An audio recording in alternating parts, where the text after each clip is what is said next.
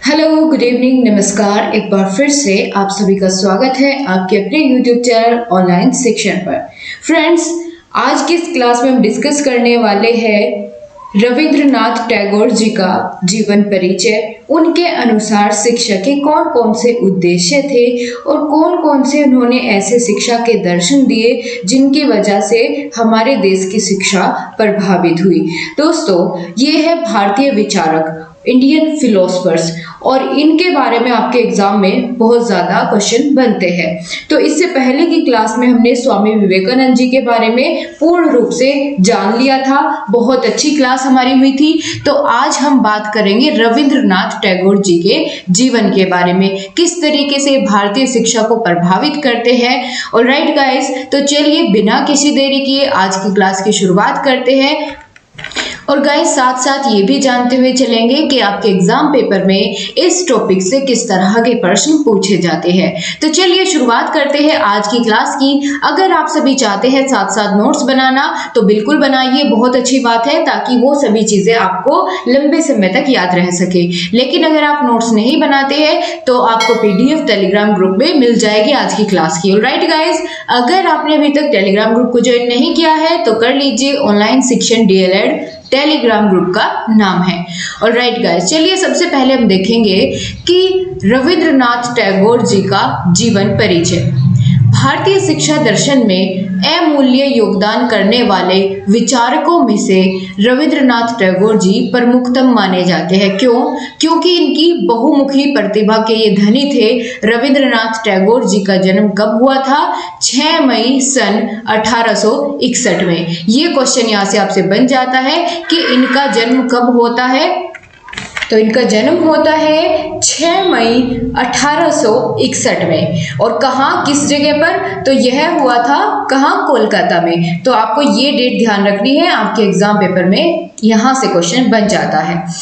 इनके पिता का नाम था महर्षि देवेंद्रनाथ। पिताजी का नाम क्या था? महर्षि देवेंद्रनाथ टैगोर, जो स्वयं एक महान दार्शनिक एवं समाजवादी नेता थे। पिता का प्रभाव बालक टैगोर पर भी पड़ा। उनकी प्रारंभिक शिक्षा घर पर ही हुई। उन्होंने प्रारंभिक अवस्था में ही हिंदी, संस्कृत, अंग्रेजी, बंगला, चित्रकला पर क्या कर लिया था?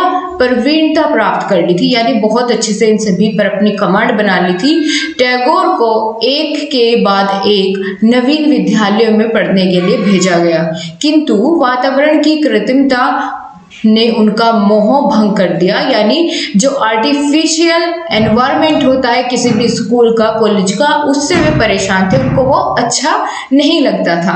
ठीक है, फिर आगे बात करें कि टैगोर जो मैकाले की शिक्षा पद्धति थी उसके घोर विरोधी थे। ठीक है, ये क्वेश्चन आपके पेपर में बन जाता है कि टैगोर उसकी मैकाले शिक्षा पद्धति के सबसे ज्यादा विरोध किसने किया? तो रविंद्रनाथ टैगोर जी ने। उनके लिए जेल के समान था क्या? मैकाले की शिक्षण पद्धति एक जेल के समान थी। ठीक है, उन्होंने स्वयं अध्याय से ही वेद उपनिषद का ज्ञान प्राप्त कर लिया था और सन 1905 में उन्होंने राजनीतिक क्षेत्र में अपनी रुचि लेनी शुरू कर दी और 1913 में गीतांजलि की रचना की। ये बहुत इंपॉर्टेंट क्वेश्चन आपका यहाँ बन जाएगा कि गीतांजलि की रचना किसने की? तो रविंद्रनाथ टैगोर जी ने। और कब की? तो 1913 में। यहाँ आपसे क्वेश्चन पूछा जा सकता है। और इसी ग्रंथ के अंग्रेजी अनुवाद के लिए उन्होंने 1913 में नोबेल अवार्ड से सम्मानित भी किया गया। ठीक है, इन्होंने इस ग्रंथ का अंग्रेजी में अनुवाद भी किया, जिसकी वजह से उन्हें 1913 में ही क्या दिया गया? नोबेल अवार्ड से सम्मानित किया गया। इतनी बात आपको क्लियर हो जाती है। जो भी चीजें हाईलाइटेड है आपको बस यही याद रखनी है। ठीक है, मैं आपको पीडीएफ प्रोवाइड कर दूंगी ताकि आपको सभी नोट्स बहुत अच्छे से मिल पाए। लेकिन क्लास में पूरी क्लास को करना जरूरी है, क्योंकि बहुत सारी बातें ऐसी होती है जो मैंने नोट नहीं की होती। ठीक है, तो वो आपको तभी क्लास में ही जानने को मिलेगी।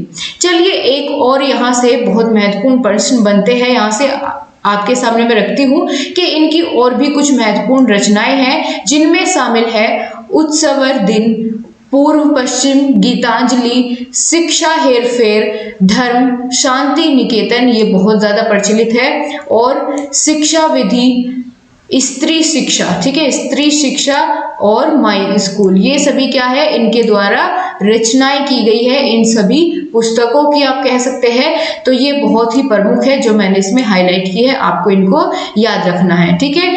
इनकी सभी की रचना भी इन्होंने की, ये सभी इनकी रचनाएं हैं। इतनी बातें हो जाती है क्लियर, तो आपको एक बहुत ही महत्वपूर्ण प्रश्न यहाँ देखने को मिलेगा कि उन्होंने कलकत्ता विश्वविद्यालय में 1913 में अपनी डी.लिट की ऑनरेरी उपाधि से विभूषित किया गया, और भारत सरकार ने 1915 में नाइट की उपाधि दी। किसकी? नाइट की उपाधि किसे दी गई? रविंद्रनाथ टैगोर जी को दी गई नाइट की उपाधि, ठीक है, और 1915 में दी गई। प्रकृतिवादी के रूप में वे प्रकृति को शिक्षा का सशक्त माध्यम व स्थान मानते थे। वे कहते थे कि जो प्रकृतिवादी शिक्षा होती है वो प्रकृति के द्वारा ही प्राप्त होती है, और आदर्शवादी के रूप में वे परम सत्य ईश्वर पर भी विश्वास रखते थे, और जब बात आती थी मानवतावादी के रूप में तो वे मानव ही वास्तविकता और सत्य भी इन्हीं को मानते थे। ऑलराइट गाइस, तो शिक्षा का अर्थ क्या था रविंद्रनाथ टैगोर जी के अकॉर्डिंग, उसकी अगर बात करें तो सर्वोच्च शिक्षा वह है जिसमें हमें न केवल सूचना प्रदान की जाती है वरन हमारे जीवन का बाहरी परिस्थितियों से सामंजस्य भी बनाती है। आपसे पूछा जा सकता है कि यह परिभाषा या यह कथन किसका है, तो आपको याद रखना है टैगोर जी का। टैगोर ने सा विद्या या मुक्ते का समर्थन किया। ये आपके लिए मस्ट जिसे आप कह सकते हैं, यहाँ पर स्टार लगा के रखिए, ठीक है। आपसे पूछा जा सकता है कि इसका समर्थन किसने किया या फिर ये किससे संबंधित है, तो यह रविंद्रनाथ टैगोर जी से संबंधित है, सा विद्या या विमुक्ते। इसके अनुसार शिक्षा केवल जन्म मरण से मुक्ति ही नहीं दिलाती वरन वह आर्थिक, मानसिक और सामाजिक दासता से भी मुक्ति देती है। ऑलराइट, और टैगोर जी का मत था कि शिक्षा में आदान और प्रदान दोनों ही निहित है। सच्ची शिक्षा संग्रहित ज्ञान के प्रयोग में है, ठीक है। सच्ची शिक्षा क्या है? संग्रहित ज्ञान के प्रयोग में है, और ये मानते थे कि शिक्षा में आदान प्रदान दोनों ही निहित होते हैं।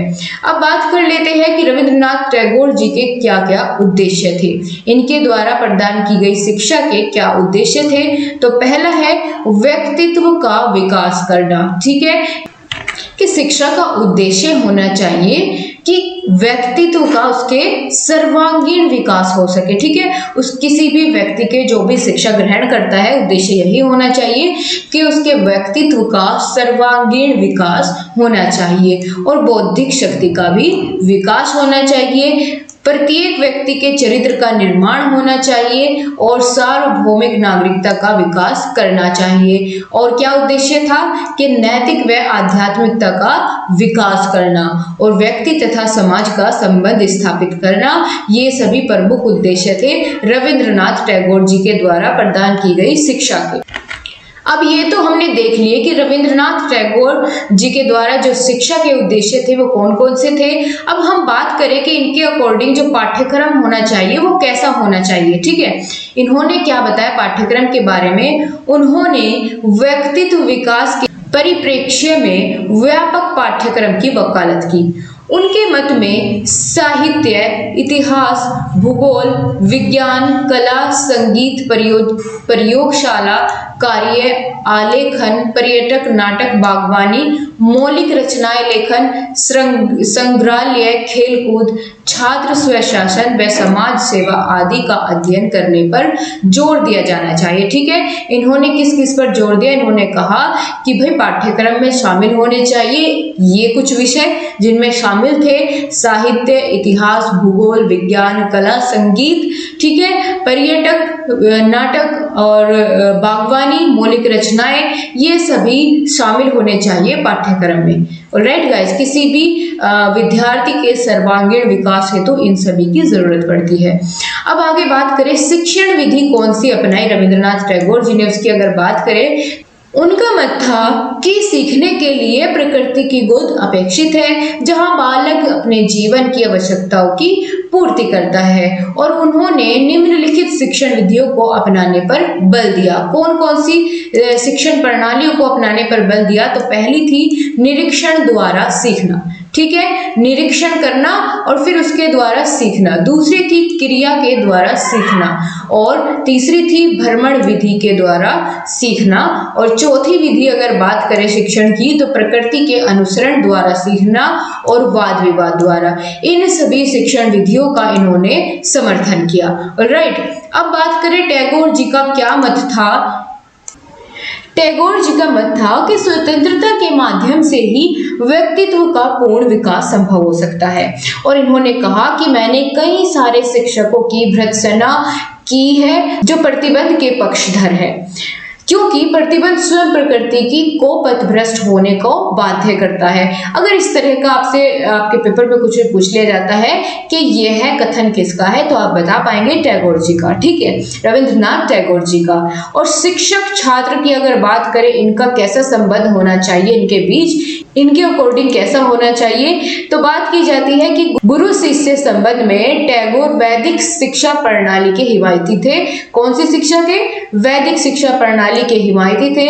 दोनों के मध्य आत्मीयता का संबंध जरूरी है। किस किस के? गुरु और शिष्य के बीच में आत्मीयता का संबंध जरूरी है, ठीक है। इन्होंने कहा कि गुरु शिष्य के मध्य क्या होना चाहिए? आत्मीयता का संबंध होना चाहिए। और गुरु मित्रवत बालक का मार्गदर्शन करे, गुरु की हर आज्ञा का पालन करे, उसके व्यवहार में विनम्रता होनी चाहिए। तो शिक्षक वास्तविक रूप से तब तक शिक्षण नहीं कर सकता है जब तक कि वह स्वयं नहीं सीखता है। एक लैंप दूसरे लैंप को प्रकाश नहीं दे सकता है जब तक वह स्वयं न जलता रहे, ठीक है। यानी शिक्षक एक कैसा है? मोमबत्ती के समान है। यह बात इनके द्वारा ही कही गई है, ठीक है। इतनी बातें अगर आपको क्लियर हो जाती फिर हम जानेंगे अनुशासन व दंड की कैसी व्यवस्था इनके अनुसार मानी जाती है। तो वे कठोर अनुशासन के पक्षधर नहीं थे। इन्होंने कहा कि भाई कोई भी कठोर अनुशासन विद्यालय में नहीं होना चाहिए। अनुशासन का अर्थ इनके अनुसार क्या था? स्वाभाविक अनुशासन। उन्होंने कहा कि अनुशासन का आधार बाहरी प्रभाव नहीं होकर स्वेच्छा होना चाहिए, ठीक है। कैसा होना चाहिए? स्वयं इच्छा से होना चाहिए और बच्चों पर दंड के प्रयोग से उनको नहीं पढ़ाना चाहिए। तो ये बात कर ली आपने अनुशासन व दंड के बारे में, ठीक है।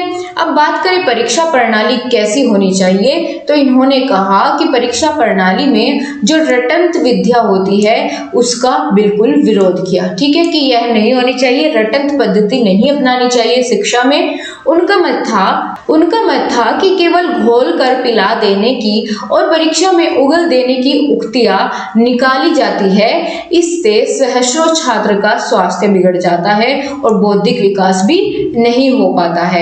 परीक्षा वास्तविक रूप से बालक का मूल्यांकन करने वाली होनी चाहिए। उन्होंने कहा कि भाई रटन पद्धति नहीं अपनानी चाहिए कि बालक को एक बार सब कुछ चीजें सिखा दी और फिर उसको ऐसा कर दिया कि एग्जाम पेपर में जाके वो उसको उगल सके, ठीक है। सिर्फ यहाँ तक सीमित नहीं होनी चाहिए बल्कि उसके जीवन में उतारनी चाहिए, उसको समझानी चाहिए वो चीजें, ना कि उसको रटवानी चाहिए। अगर रटवाते हैं तो इनके द्वारा क्या कहा गया है कि अगर रटंत विद्या को अपनाते हैं तो बालक का बौद्धिक विकास नहीं हो पाता है। इतनी बातें क्लियर हो गई आप सभी को।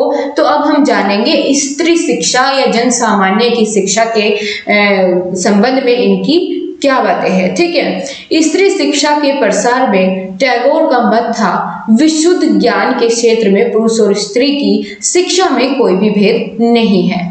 व्यवहारिक उपयोगिता के क्षेत्र में अंतर हो सकता है। जन सामान्य शिक्षा तभी ले सकते हैं जब माध्यम मातृभाषा हो और शिक्षा अनिवार्य व निःशुल्क हो। और इनको विश्व कवि के नाम से भी जाना जाता है, ठीक है। टैगोर जी को विश्व कवि के नाम से भी जाना जाता है। यहाँ पर आपके सामने मैं हाईलाइट कर देती हूँ ताकि आप जब रिवाइज करें तो आपको ये चीजें याद रहे, ठीक है। विश्व कवि टैगोर की शिक्षा को अनोखी देन थी। कौन सी? कि विश्व भारती की स्थापना की गई 6 मई 1922 में रविंद्रनाथ टैगोर जी ने शांति निकेतन विद्यालय में विश्व भारती की स्थापना का मकसद था, ठीक है।